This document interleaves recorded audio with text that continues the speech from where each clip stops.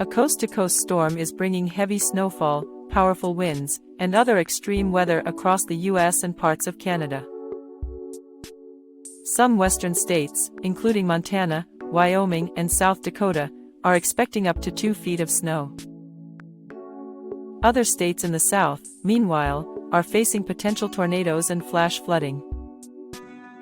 The storm could affect millions of residents in nearly every state in the contiguous U.S., experts said. It's a fairly vigorous storm system, said Otto, a meteorologist with the Weather Prediction Center. This one is a little larger than your average winter storm. Folks should stay home during the day if they live up north, he added. The worst of the weather began on Monday night and is expected to continue into Tuesday and Wednesday, hitting the central and northern high plains, a region of the U.S. that includes eastern Montana, Wyoming, South Dakota, and Nebraska, Mr. Otto said. These states are expected to see gusty winds over 40 miles per hour and heavy snowfall. Blizzard warnings from the National Weather Service are also in effect for all of those states, as well as Colorado. Those are triggered by winds of at least 35 miles per hour accompanied by heavy snowfall.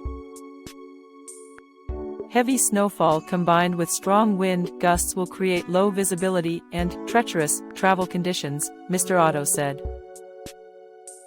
It is expected that some parts of the region could get 1 to 2 inches of snow per hour. The storm is also expected to spill into Canada, with heavy snow and high winds hitting the country's southern prairie region, including the provinces of Saskatchewan and Manitoba, on Tuesday and Wednesday. Winter storm alerts are in effect for over 15 million people living in more than a dozen U.S. states. Upper Midwestern states are also expected to get 1/4 to half an inch of freezing rain on Tuesday. Meanwhile, the lower Mississippi Valley faces the possibility of severe thunderstorms, hail, flash floods, according to the National Weather Service. Texas, the South, was also hit by a series of storms that spawned at least 2 tornadoes in the northern part of the state, damaging homes and businesses and injuring 2 residents, according to authorities in Wise County, near Dallas. A tornado also formed in the neighboring state of Oklahoma over the town of Wayne Tuesday morning, according to local news outlet K4. The extreme weather is expected to linger through much of this week, experts said, as it pushes eastward into the Central Plains by Thursday. The storm system began to hit the U.S. last Friday, bringing powerful winds to California. The Sierra Nevada mountain range in Northern California reported 5 feet of snow in some areas over the weekend, forcing some highways to close and triggering avalanche warnings in the area through Monday night.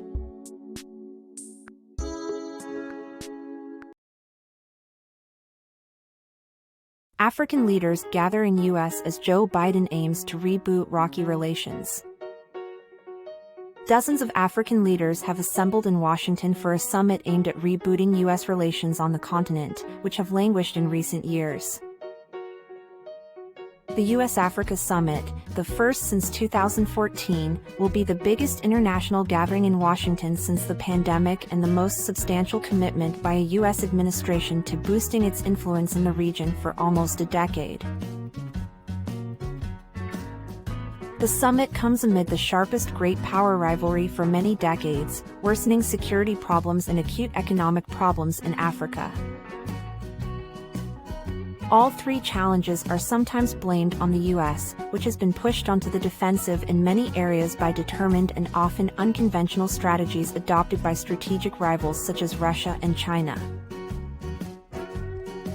In all, 49 leaders and heads of states have been invited to the summit, and the guest list underlines the difficulty faced by President Joe Biden and the Secretary of State, Antony Blinken, in balancing values with pressing demands of power politics. Observers have noted tensions in U.S. policy between a desire to win friends and also to reach out to populations suffering under repressive, exploitative regimes through promotion of diversity, tolerance, free speech, and democracy. It seems it's now a numbers game and getting more countries to align with the West against Russia now and, in the longer term, China. The continent feels a lot more Cold War-ish than at any time in my career, said Alex Vines, director of the Africa program at Chatham House. The White House also did not invite Eritrea. But Equatorial Guinea was invited despite the State Department stating that it held serious doubts about last month's election, in which President Teodoro Obiang's ruling party won nearly 95% of the vote. A peace deal was signed last month, with the significant involvement of U.S. diplomats. But implementation faces major challenges. Many African leaders have come with their own agendas, such as seeking help with high debt repayments, the devastating legacy of the coronavirus, climate change, or military assistance. Most countries are suffering too from the impact of Russia's invasion of Ukraine, which has pushed up inflation and disrupted food supplies. Geopolitical competition goes beyond that between China, Russia, the EU and the US to include middling powers such as Turkey, Japan, the Gulf states and the UK too, said Vines. On a tour of 3 countries in Africa earlier this year, Blinken appealed to governments, communities and peoples across Africa to embrace Washington's vision of democracy, openness and economic partnership. The U.S. diplomatic strategy appears in part to appeal directly to ordinary people in Africa, rather than their leaders, by promising support for democracy and accountability. Few rulers on the continent welcome Washington's admonishments about their often poor human rights records or failures to implement political reform. I do strongly believe that the United States is still seen as a superpower from the African perspective, but most African leaders do not want to align with its promotion of democracy, said Abraham Cole-Nguyen, a political analyst and associate professor of political science at the University of Juba in South Sudan. They need the support of America but not the system of America. China has made little secret of its preference for strongman rulers, offering assistance without conditions. Sub-Saharan nations have also been major recipients of Chinese investment through its now flagging Belt and Road Initiative, which supported infrastructure development. The Russian strategy has been more opportunistic, and has been focused on unstable countries with significant resources such as Sudan or those where once pro-Western political leaders are now seeking new allies. On his tour, Blinken sought to counter Russian and Chinese accusations that the U.S. is a neo-imperialist power by stressing that Washington wants to act in consultation with local leaders and communities, reinforcing existing African initiatives. The United States prioritizes our relationship with Africa for the sake of our mutual interests and our partnership in dealing with global challenges, said Molly Fee, an Assistant Secretary of State for African Affairs. We are very conscious, again, of the Cold War history. We're conscious, again, of the deleterious impact of colonialism on Africa, and we studiously seek to avoid repeating some of the mistakes of those earlier eras. African leaders will be looking for Biden to make some big commitments during the summit, including announcing his first presidential visit to sub-Saharan Africa. One crowd-pleaser may be support for adding the African Union as a permanent member of the G20, according to the White House. The Senegalese president, Macky Sall, the current AU chair, has argued that by adding the African Union, the G20 would come to represent the views of 54 additional members, the bulk of low-income countries, and about 80% of the world's population.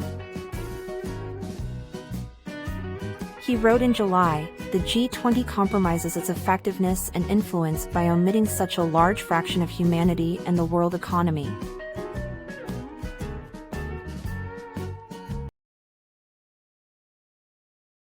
FTX founder Sam Bankman-Fried charged with fraud, denied bail. The former FTX CEO, who was arrested in the Bahamas on Monday, lowered his head and hugged his parents after the magistrate judge refused bail citing a great risk of flight. He was ordered remanded to a correctional facility in the island nation until February 8, where he will initially held in the medical department, according to a local official.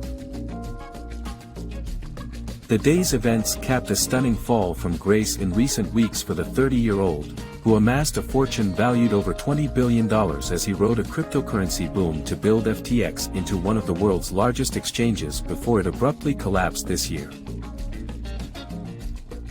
Bankman-Fried has previously apologized to customers and acknowledged oversight failings at FTX,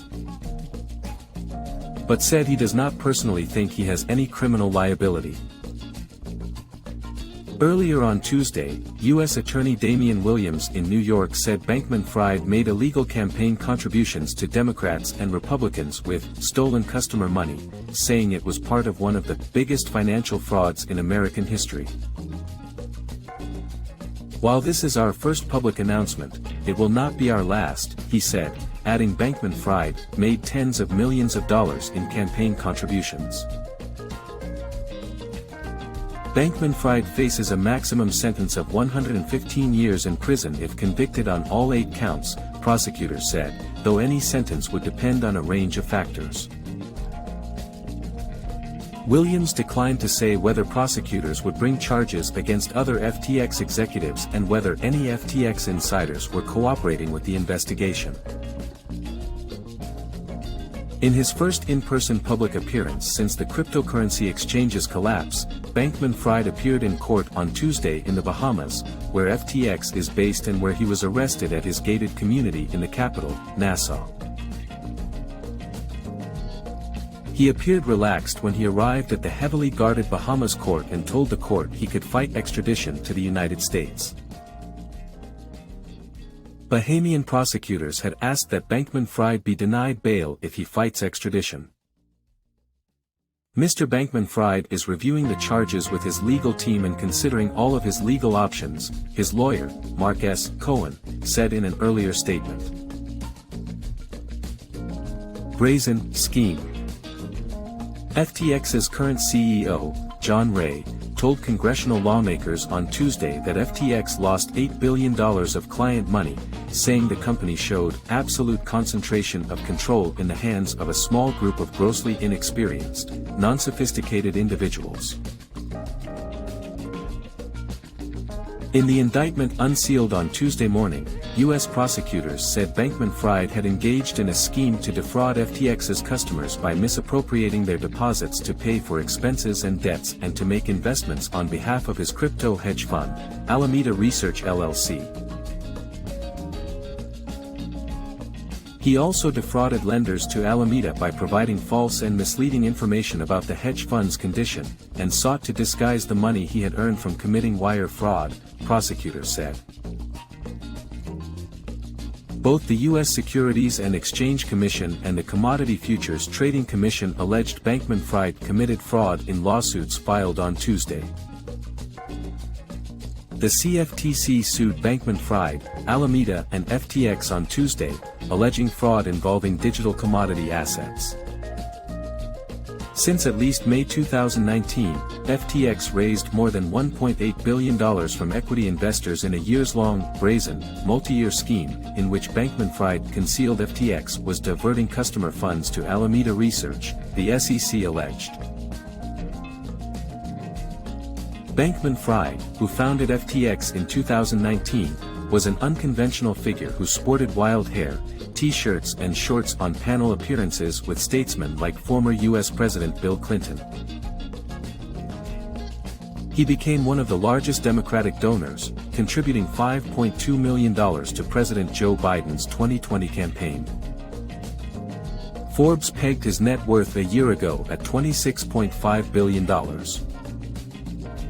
FTX filed for bankruptcy on November 11, leaving an estimated 1 million customers and other investors facing losses in the billions of dollars.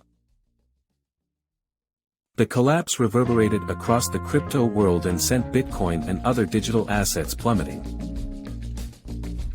The collapse was one of a series of bankruptcies in the crypto industry this year as digital asset markets tumbled from 2021 peaks. A crypto exchange is a platform on which investors can trade digital tokens such as Bitcoin. As legal challenges mount, the U.S. Congress is also looking at crafting legislation to rein in a loosely regulated industry. FTX has shared findings with the SEC and U.S. prosecutors, and is investigating whether Bankman-Fried's parents were involved in the operation. The Attorney General's Office of the Bahamas said it expected Bankman-Fried to be extradited to the United States. Bankman-Fried resigned as FTX's CEO the same day as the bankruptcy filing. FTX's liquidity crunch came after he secretly used $10 billion in customer funds to support his proprietary trading firm Alameda, Reuters has reported. At least $1 billion in customer funds had vanished.